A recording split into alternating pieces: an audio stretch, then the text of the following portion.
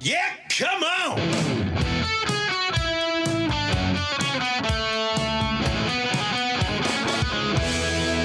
Welcome to the Yeah Come On Show with Southside Steve. That's right. Yeah, come on. It's a 4-hour Atlanta morning show done in 30 minutes, live and without a net, and all done in the Exit Wealth Studios right here in Alpharetta or Buckhead. And our guest today, it's time to go in the green room. It's in the green room with Peter Conlon. Peter Conlon, chairman of Live Nation Georgia, on the phone. Peter, good morning. We haven't talked to you since before Christmas. How are you doing, buddy? I'm doing well. Doing good. Live Nation doing well because we see the upcoming shows. You got a lot going to State Farm, and then everybody has got it on their calendar. AC/DC in August at the Mercedes-Benz. I mean, that's a big venue. So it looks like Live Nation is cranking it up, and I know you're working with the talent. So it looks like 2026 is going to be pretty good.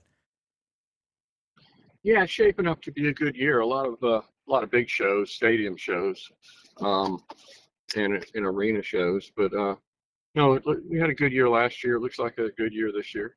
Yeah, and I was looking at a couple of the shows, and we know people that have done stadium shows, but then maybe they're doing 2 shows at State Farm, like Lady Gaga. Has she gotten to the point, is her fame still stadium, or is she just to the point, too, where she's doing smaller venues? I was just looking. I mean, huge talents, but that's one that just popped up.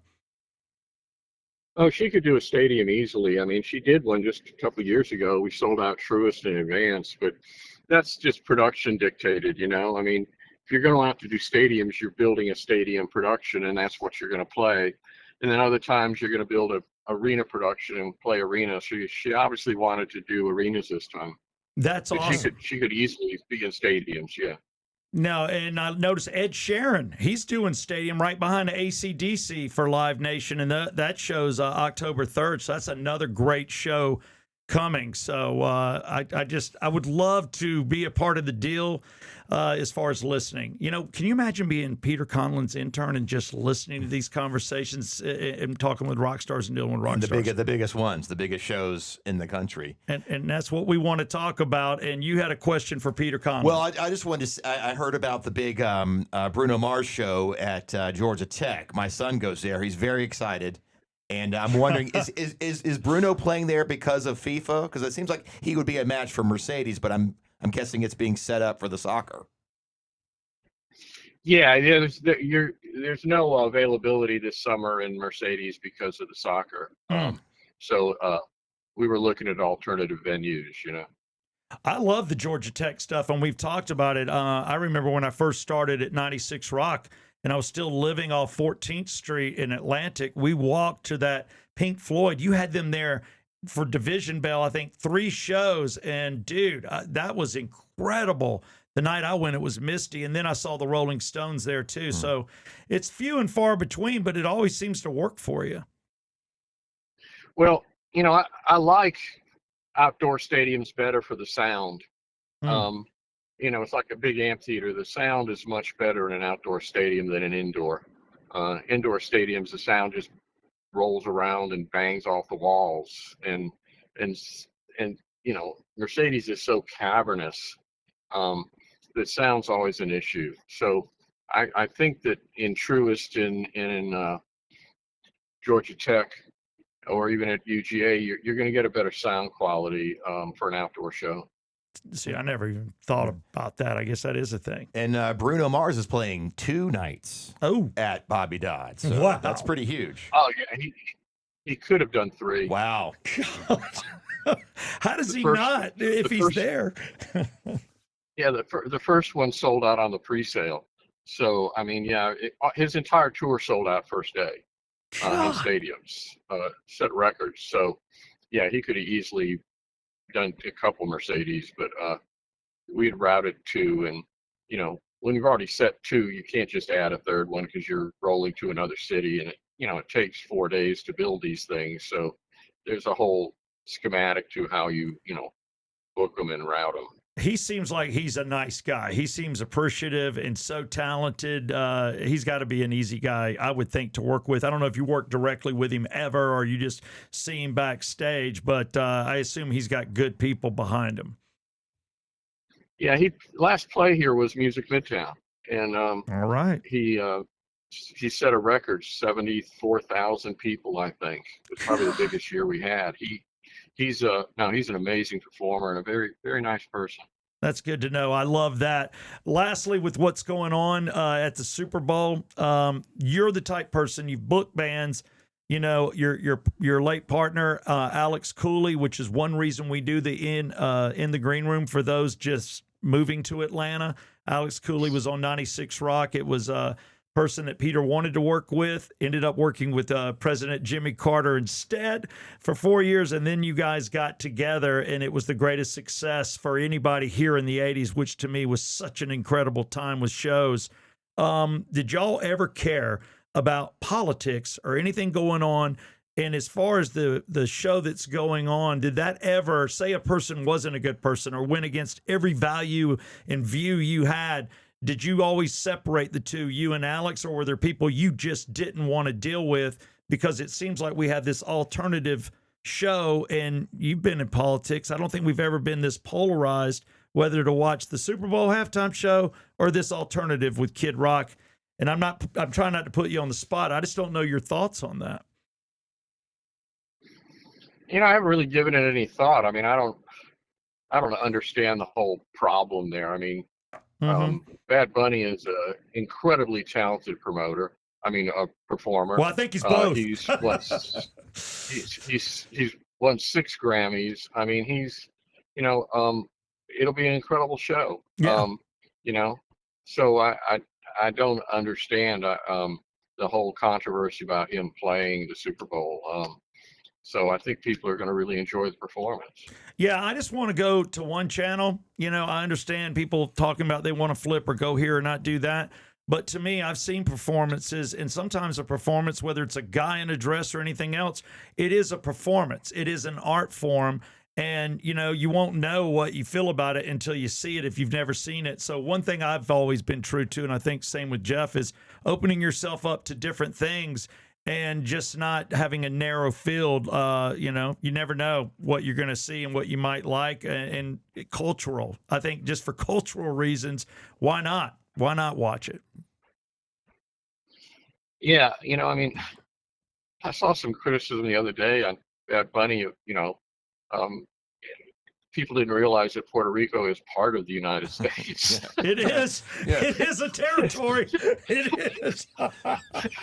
They're talking about him not being a U.S. citizen. It's part of the United States. I mean, it shows you the intellect of the people criticizing this.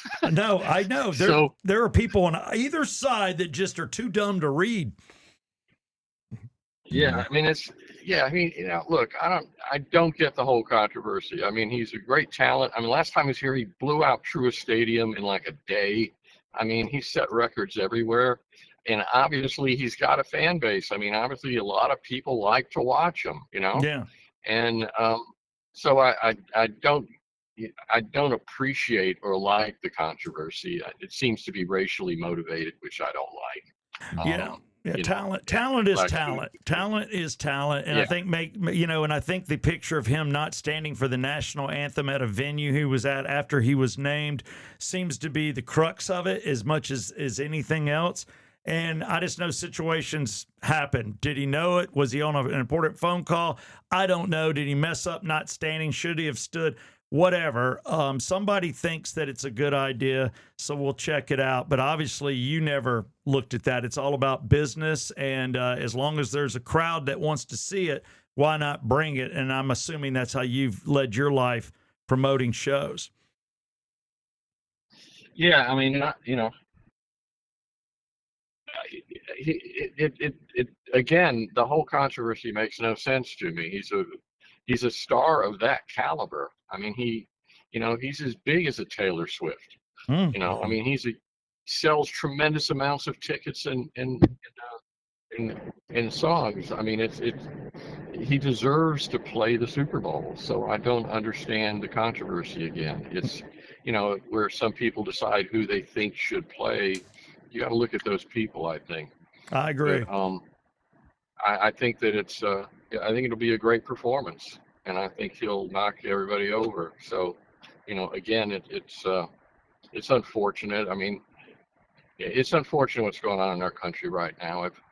I was in politics, and I've never seen it this divided before, and it seems to be getting more divided. But there's also an undercurrent of unification going on too, where people who are being quiet now are stepping up and realizing that things are getting out of hand. Yeah. So, I'm very concerned about the status of our country right now.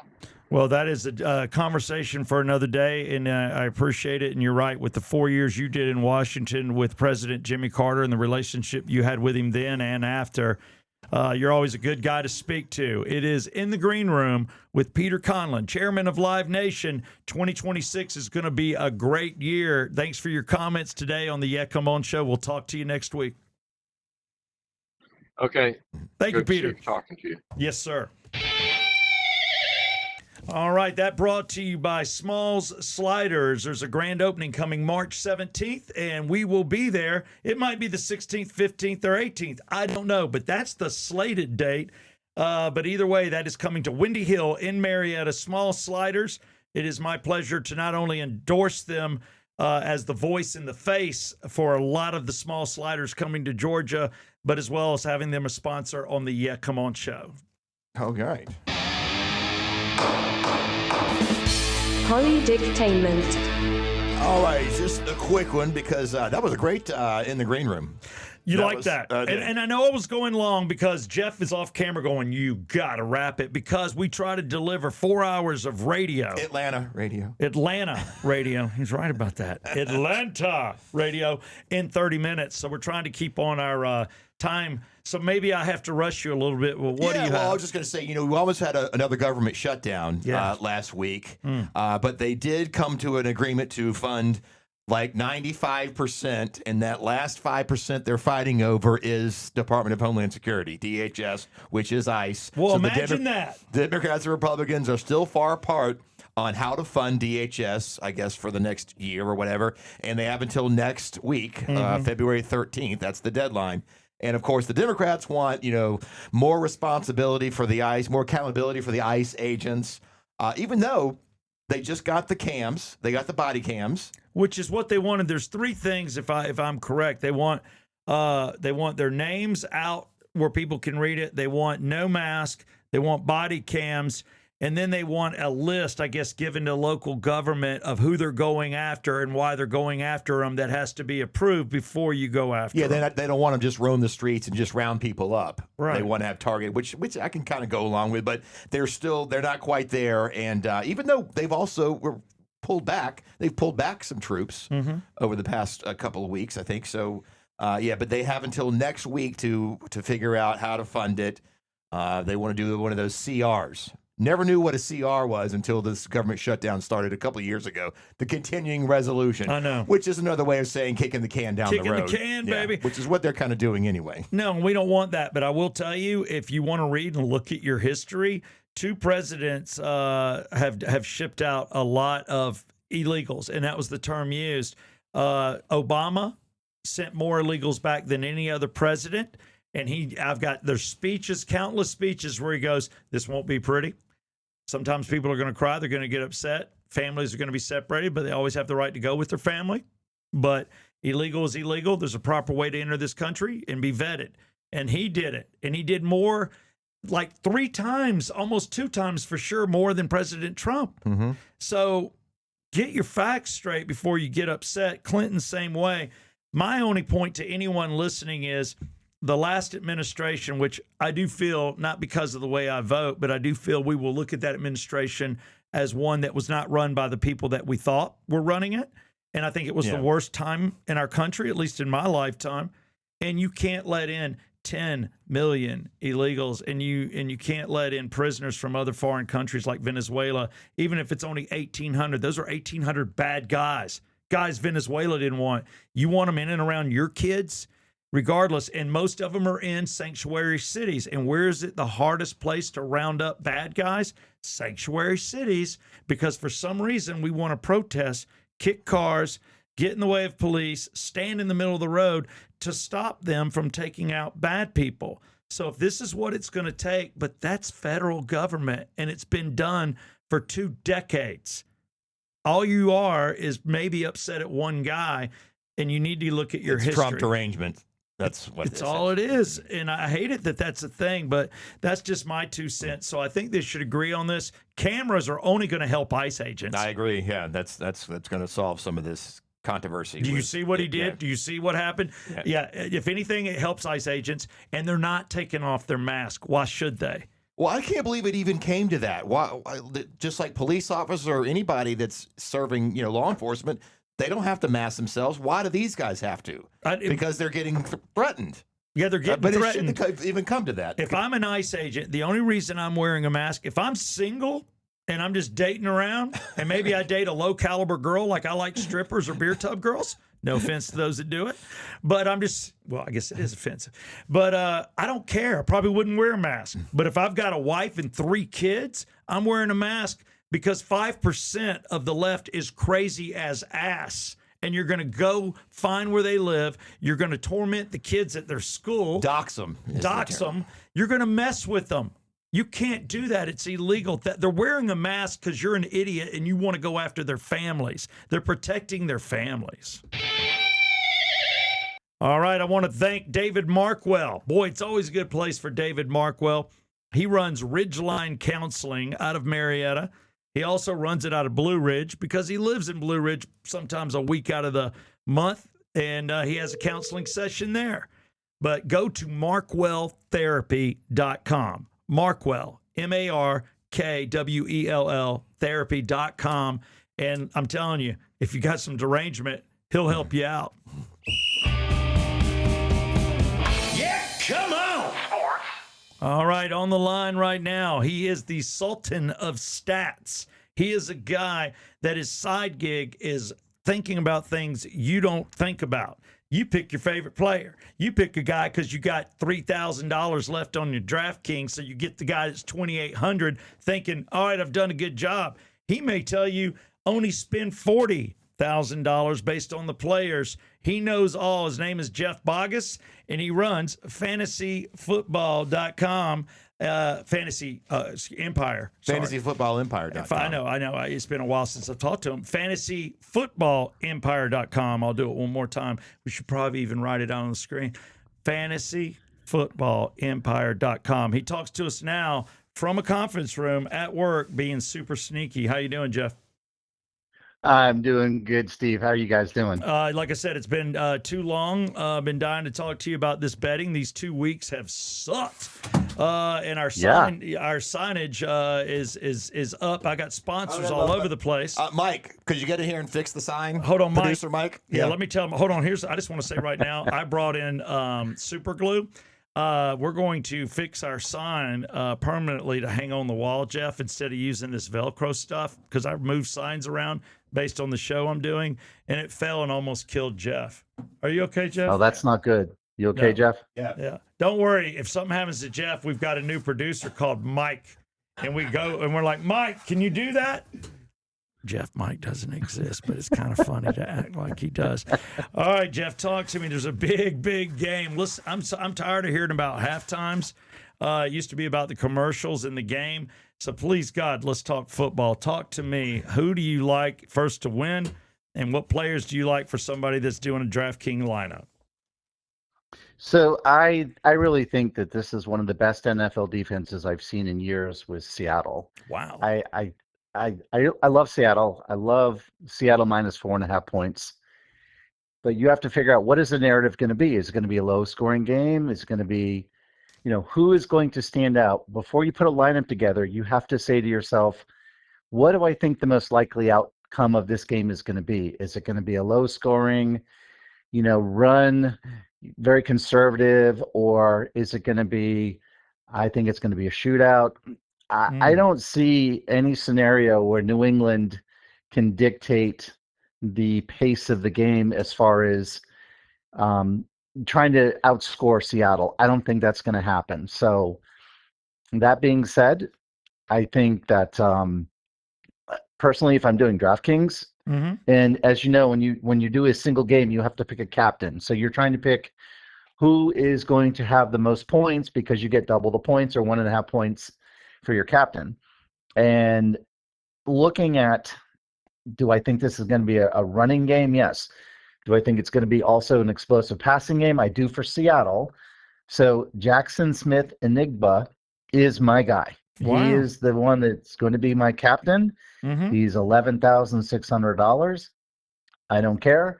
The guy, I'm not only putting him as my captain, Right. but I'm taking every over prop bet that's out there, which right now is, do you think he's going to have more than 94.5 receiving yards? I do. Do you think he's going to have more than 6 receptions? I do. The stats are there to back that up. Mm. I know it's a Super Bowl. I know that they might double team him. I don't care. Love him. He's my guy. So All right. I'm playing him. I love it. Now, I love it. just because you're saying, okay, Jeff, you're going with the number one wide receiver, that doesn't mean you still can't hedge your bets, which I'm doing, because I still think that you're going to have a big game from Kenneth Walker, Oh. who is the Seattle running back. He's $9,800. Love him too. Mm-hmm. Taking the on one of my prop bets, it's 99.5 yards for combination receiving and running total yards. I think he'll easily have over 100 on the combined. So I've got money down on Kenneth Walker to exceed 99.5 rushing and receiving combined yards. Those are I two think he'll great get it guys. just. I love it. Yeah, I And you think he'll got get it. one I of think he'll each. get it just in running. Yeah, All right. exactly. So, And do you see the score and- going over the 45 or 45 points or whereabouts it is? Do you see it? I see it as in the low 50s. I think it's going to go a little higher rather than a little lower, because I do think May is not going to throw deep, but I think he's going to throw shallow. I think he's going to throw to tight ends and halfbacks. If he throws deep, he's got interceptions coming. I mean, like you said, this could be the best defense we've seen in years. Yeah, the one New England Patriot that I am starting is Hunter Henry, who's the New England Patriot tight end. Okay. I do see May having a big game, but it's going to be kind of different. It's not going to be throwing to Stephon Diggs. Mm-mm. On any prop bet that I'm taking the under 45 on Stephon Diggs. Wow. On receiving yards. But I can put a lineup together with both Hunter Henry and Drake May in my DraftKings lineup. Drake May is going to get a lot of points on actually running the ball. I would take the over on the rushing yardage. I think it's at 32 and a half right now. Mm-hmm. I think he's going to, I mean, he's a running quarterback. He's going to be scrambling a lot. But Seattle is such a great defense. They're so good that I'm actually including the Seattle defense in my lineup. You can get the Seattle defense on DraftKings for $4,400. They're a very opportunistic defense. They get points on sacks, turnovers, fumbles, interceptions, you name it. Seattle's going to have a big game. I'm a little worried about the over-under from the standpoint of I do think that eventually New England will get behind double digits. Can they come back and make the score more, competitive and then push it over that 46.5?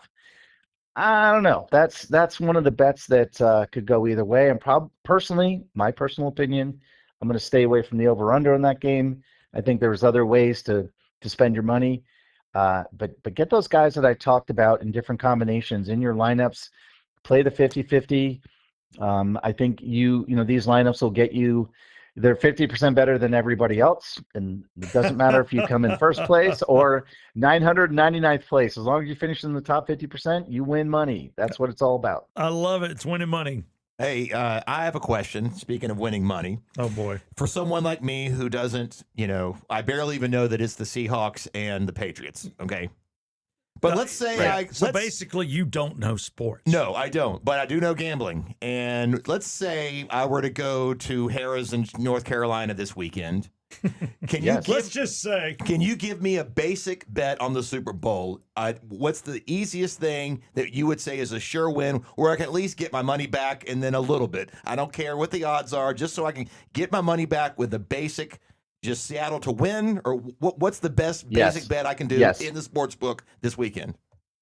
That is the basic sports bet. It's called the money line. Hmm. You don't care if Seattle wins by 4.5 points or more or less of that.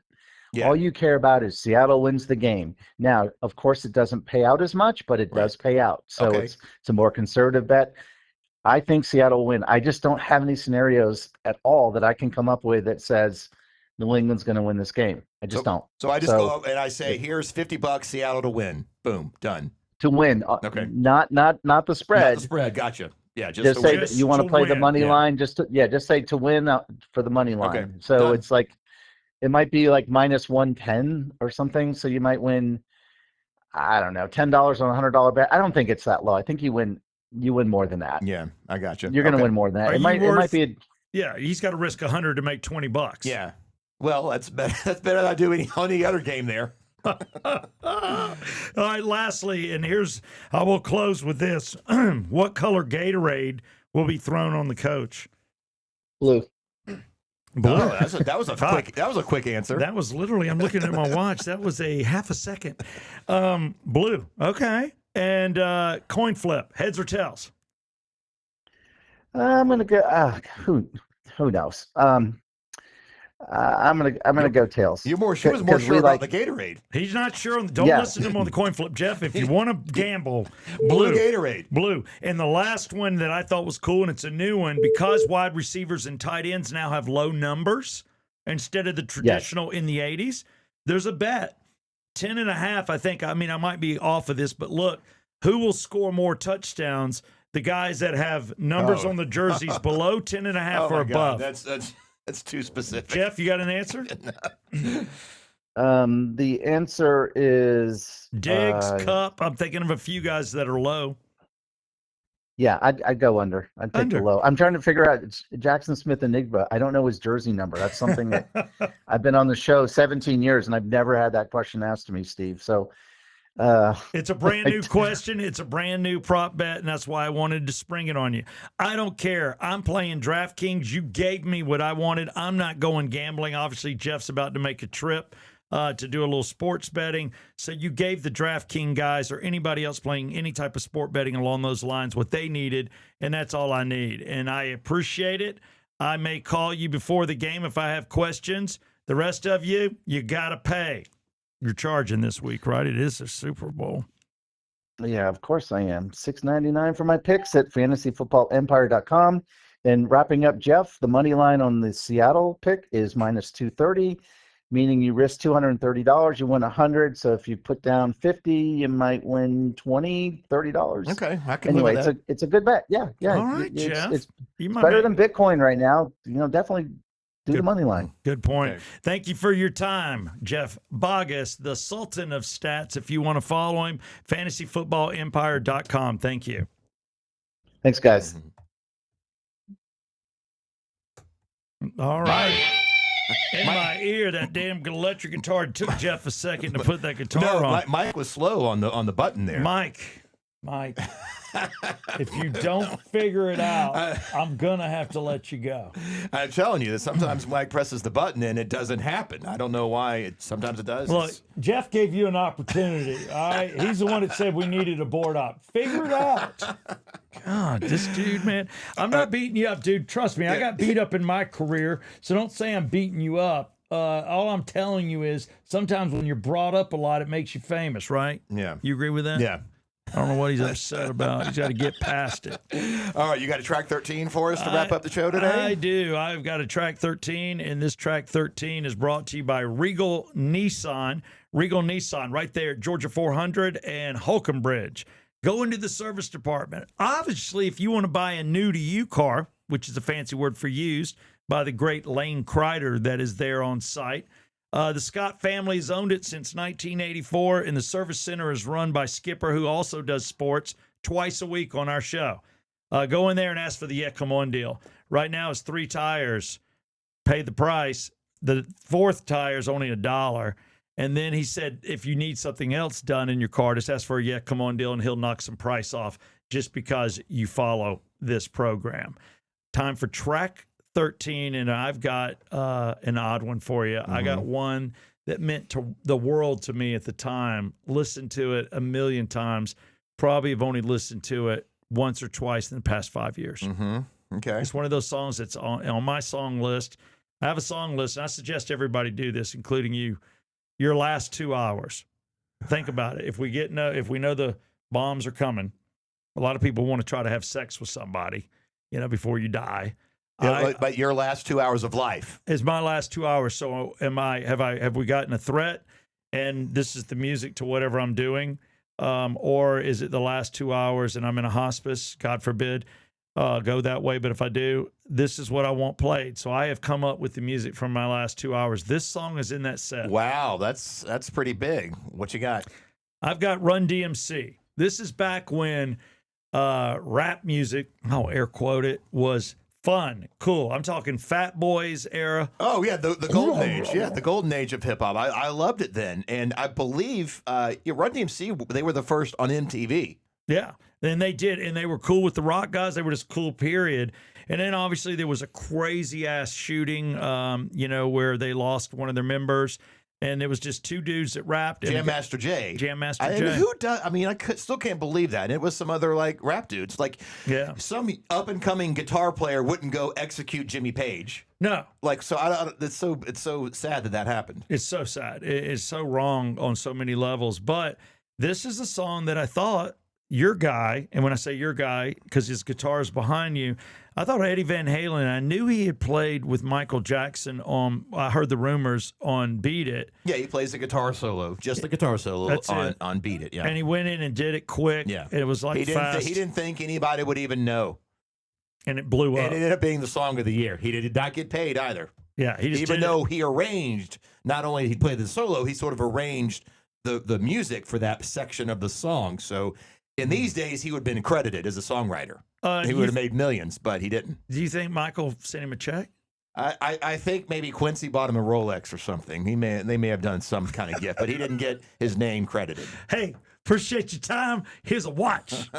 But the song I love, I thought that he played the guitar on because it's so good, and it's their only real rocking song, and it's called that for a reason, Rock Box. Yeah, this is a great tune, and there was a video for this on MTV. This is really right before they blew up when they did Walk This Way a couple of years later. With Aerosmith. They always had a rock vibe because they started out with Rick Rubin, the producer, and he influenced that. Weren't they cool? Just the jackets, my Adidas, and these guys were cool. They were my favorite band in that area. So we will end the show with track 13 from Run DMC. You can watch the video. Click the link in the description. It is Rockbox on the Yeah Come On show.